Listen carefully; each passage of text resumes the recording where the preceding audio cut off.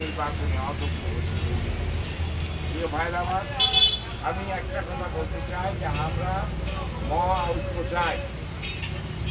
পৃথিবীর ইতিহাসে একটা সরকার প্রধান এইভাবে পালিয়ে যাওয়ার পর পার্লামেন্টের ৩০০ এমপি পালিয়ে গিয়েছে, এইরকম নজির পৃথিবীর ইতিহাসে নাই। আমাদের শ্রীলঙ্কায় পাকিস্তানের আফগানিস্তানের প্রেসিডেন্ট আশরাফ গানি পলাইছে, কিন্তু সকল এমপি এইভাবে পলায় যায় নাই। এইরকম একটা পরিস্থিতির মধ্যে কিন্তু আমরা বর্তমানে অবস্থান করছি। আমাদের বিষয়টার গুরুত্ব অনুধাবন করতে হবে। প্রধানমন্ত্রী শেখ হাসিনা তিনি পালিয়েছেন, তার বিরুদ্ধে ইন্টারন্যাশনাল ক্রাইম ট্রাইব্যুনালে মামলার আবেদন করা হয়েছে। ইন্টারন্যাশনাল ক্রাইম ট্রাইব্যুনালে যদি বিচার শুরু হয়ে যায়, তাহলে তার বিচার করবে জাতিসংঘ। আর জাতিসংঘ যদি বিচার করে, তাহলে এই থেকে পরিত্রাণ হওয়ার আর কোনো সুযোগ নাই। বাংলাদেশের অন্যতম বৃহত্তম দল আওয়ামী লীগ, সেই দলের এই অবস্থান, রাজনৈতিক যে অবস্থান, এটা খুবই হতাশাজনক। এরশাদেরও পতন হয়েছিল, কিন্তু এরশাদও বলায় যায়নি, এরশাদের দলের কর্মী আমরাও বলায় যায়নি।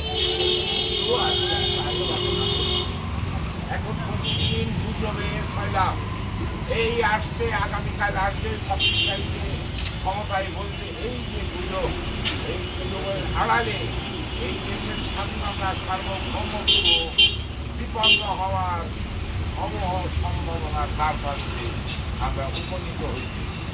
আমরা যদি সচেতন না হই, তাহলে এই দেশটা আমাদের ভারতের মতো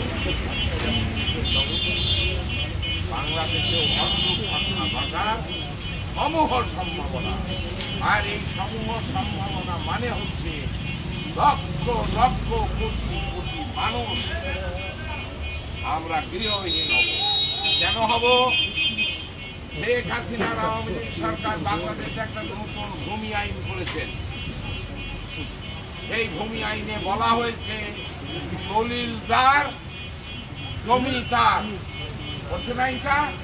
কিন্তু এই আইন নিয়ে আমাদের কারোর কোনো বোধোদয় নেই। এটার মূল কারণ হলো এই জমি কেউ আমরা মালিক নই।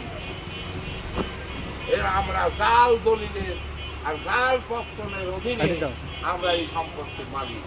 এই সম্পত্তির মালিক হিন্দু জমিদাররা, মূল দলিল তাদের। তাইলে আমাদের প্রধানমন্ত্রী শেখ হাসিনা ওই আইন করে দিয়ে গিয়েছে যে দলিল যার, জমি তার।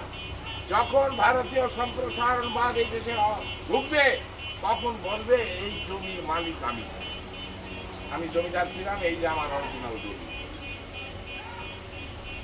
আমরা জাল পত্তনের অধীনে সিএস করেছি, আমরা জাল আমাদের এসে রেকর্ড হয়েছে। এই সমস্ত কিছু বস্তুভূত হয়ে যাবে। এই দেশের 90% মানুষ ভূমিহীন হয়ে যাবে। কথাটা বোঝা গেল? আমরা আমাদের বোধ হচ্ছে না।